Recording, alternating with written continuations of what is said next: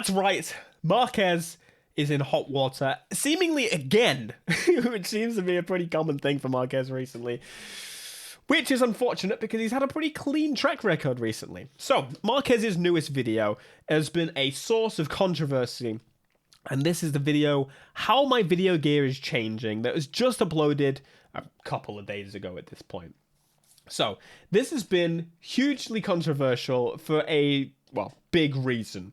Marques thought it would be a good idea to include a clip of him speeding in a child zone. So here's that clip that has since been removed from the video with this amazing sounding Lamborghini. Beautiful, beautiful, very nice, modern hybrid machine. So, as you can see, the man approaches like 90... Is that 96 or 99 there? I can't actually tell. But the man almost breaks 100 miles an hour in what is seen to be a crossing area. You can just see on the corner there, you can see a 35 sign there. So the man is speeding in a 35. So the zone drops clearly to a 35 here. Where before, I think it was pretty obvious that the road was actually a little bit higher than that. And something I've always kind of misunderstood is why the signs are so, like, unobvious for the speeds. So in the UK, we have this, like, red circle. Red is like, this is a rule. We've got color-coordinated signs that try and stand out hugely, but America doesn't seem to have that. And I almost wonder if it's because of the culture of the fact, you know, trying to pull people over. It's the only place I've been pulled over, by the way. That's another story for another day. I mean, I've done that. I've said that a few times, but maybe you don't know it. But I've never been caught speeding in the UK, only in the States. Right, I want to rewind a little bit because this kind of gives an unsettling feeling almost from Marques right from the beginning. So this is something that's a bit weird for Marques. This whole video is a sponsor video for the DJI action cameras.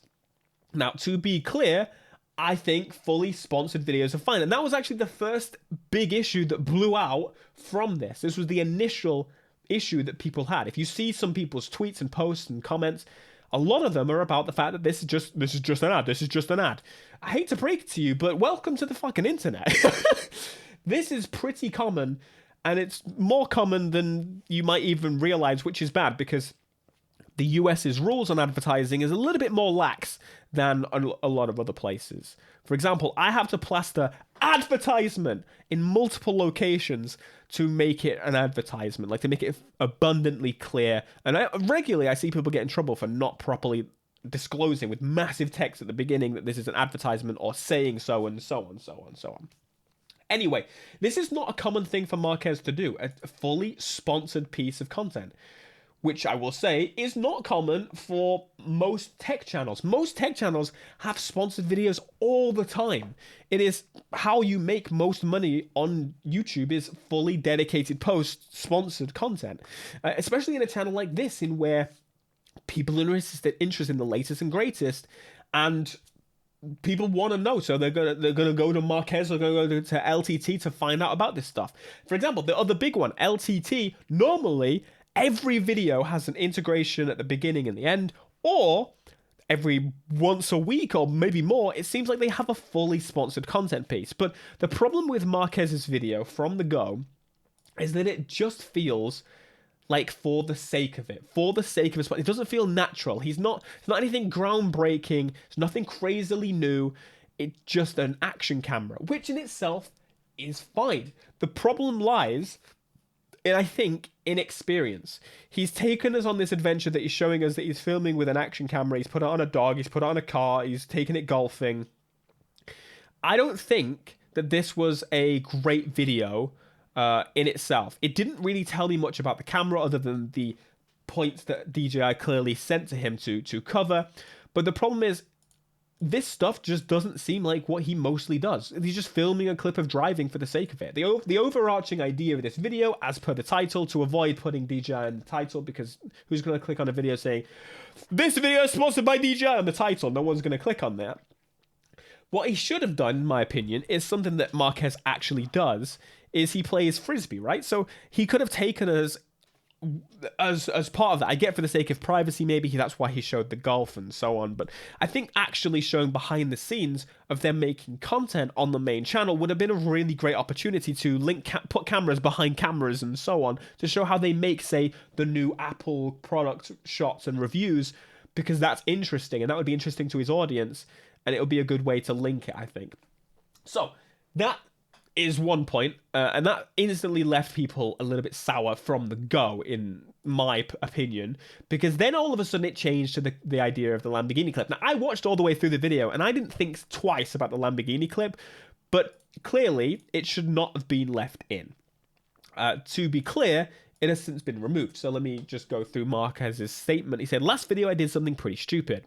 You might have already seen it, but maybe not, so I'll address it here. There was a clip with the action cam of me test driving a car and going way too fast. Absolutely inexcusable and dangerous. I've since cut it out of the video with YouTube's editor tool. I also understand that it looks like I'm covering it up, but I think it's the right thing to do." This is a interesting point, because a lot of people were suggesting that he was covering it up by, on the video, you can actually see, he's blurred the speed here, but he actually missed the speed. But, to be clear, as someone that does car content and watches car content and is involved in the car content sphere, this can give me like a solid perspective on this. This is commonplace. This is normal. This is what you do. To be clear, speeding at 90 miles an hour in a 35 is totally inexcusable to any capacity. But I do think it points to a deeper problem in America's is infrastructure and how the roads are set up and things like that. But again, I want to be on not the defensive side, but I want to be fair in that clearly the man shouldn't have fucking done this. There's no question. There's no doubt in my mind. This is inexcusable. I've got everyone has their own personal moral compass about speeding and such, but it's pretty clear that in the States, you speed, and that is normal. It is normal to do 10, 15, 20 over, depending on where you are, in the right situations. And it's funny that we have this moral compass, because it does muddy the water a little bit in terms of situations like this. But again, inexcusable doing 35, seeing the child crossing sign and going, yep, let's keep it and push it to 96 miles an hour. It is pretty crazy. So I want to make it clear and make it fair to Marques. There is still a clip of him driving in the Lamborghini on this exact road, I'm guessing. This leads up to the area a little bit later, because it was about a minute or so later, maybe 2 minutes later in the video, that he did the clip of him speeding. This is clearly a 55 mile an hour road, and I think that is fully clear, absolutely clear. No one will question this. So what seems to me is that this was the road that led up to the other road in the video, which this road clearly drops down to a 35 from, I'm assuming, a 55 mile an hour road, or if it's a 45, whatever, it's a bit more acceptable to speed than a 45. And I'm going to make my moral compass a little bit clear here. 20, 25, 30, I'm combining American speeds and European speeds and so on here, but the speeds under the national speed, so our national speed is 60 miles an hour on a single lane road, like dual lane, you know what I mean, single lane each side, and then the motorway is 70, and that's the limit. I would say, not that I do it, those roads, it's kind of like do as you will, but keep other people in mind, you know? As long as other people are safe, you can do the speed you want on those roads. That's my opinion. Don't say I did it, right? And I think it's the same with 55, 65, 75s. They're pretty rare, the 75s in the States. It's kind of crazy, but I understand with the sake of there's no like annual service on cars in the States, no required annual check in the States, that the quality of the cars can sometimes be dreadful, insanely bad. So 55 makes more sense, but in the UK, we're always arguing it is way too slow for modern cars, where we're in a place where our cars are looked after because they have to be legally. You cannot like avoid it very easily. And even if you can, like it's become more and more common to get modern cars here, just like in the States. Realistically, speed limits were set many, many years ago and they should be increased. But 20s, 25s, in America, 35s, 30s, do not speed.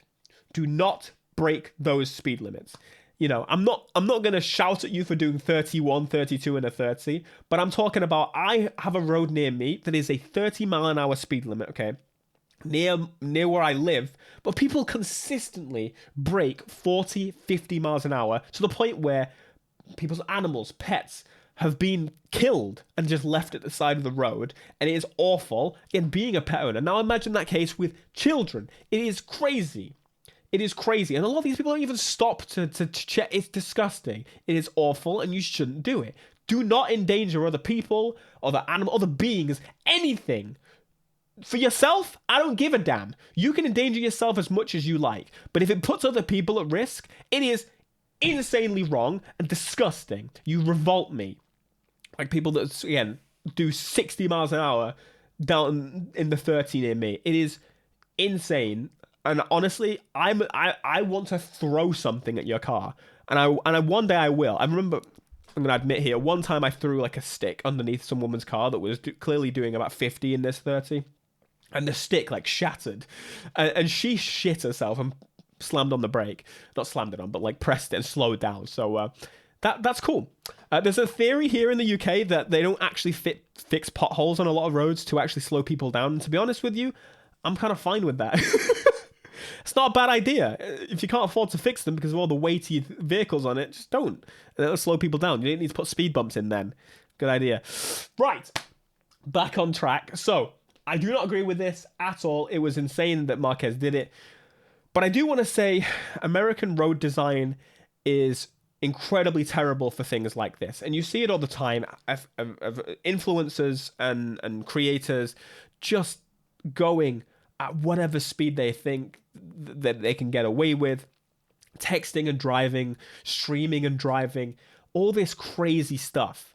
And a lot of those more extreme cases are by people that, you know they're trying to get a thing out of it. But ultimately, I think a lot of people in the States, just the quality of driving, the level of like the quality of education of driving is really terrible. The road design is absolutely awful, and therefore a combination of that just results in horrible situations where America is the only place in the modern world in where road accidents and road deaths are on the increase. What the hell? And you can't even be like, oh yeah, but America's cars are bigger. Our cars are now trending towards SUVs, and they are stable in themselves. You can't buy a Focus or Fiesta anymore. You have to buy a big car. But still, trending downwards are the incidents and the injuries and death for road incidents, because the road design is set up to prioritize people. That is the major issue that I could go on and on about. And if you're interested, I might make a full video on this, because I could genuinely, there's so much. To the point where I love this video that I just watched recently from Not Just Bikes. So I'm gonna again suggest you watch this video, but give you the rundown of this section of the video. So this place in America actually had a really poppin' high street. Okay, it was one of it was doing well. It was like, look at this place. It's amazing. But people can park up and go to the shops. And this was actually this town's or city's main street for shops and such. Okay, now you can argue the high street in general is just kind of going to die, but they still exist. But the problem was, this is the main road through the city. This is the highway. This is the motorway through this little town, okay? So what they decided to do is put fences up. They put fences up to stop people crossing the road, okay, and slowing down traffic. And you know what that did? Completely destroyed the town. Completely destroyed it. All these are boarded up. No one... But they sped up traffic. America has a situation where it really wants cars to move faster, to reduce traffic, get people moving faster, and I get it. But the solution, my friends, is usually trains or other forms of public transportation. This is not the solution. This is crazy. They killed the town to essentially prioritize cars going faster. And so you can't blame people all the time when they want to go faster because they're encouraged to do so. There's no sidewalks, there's no people, and this is something that would make you adapt your speed.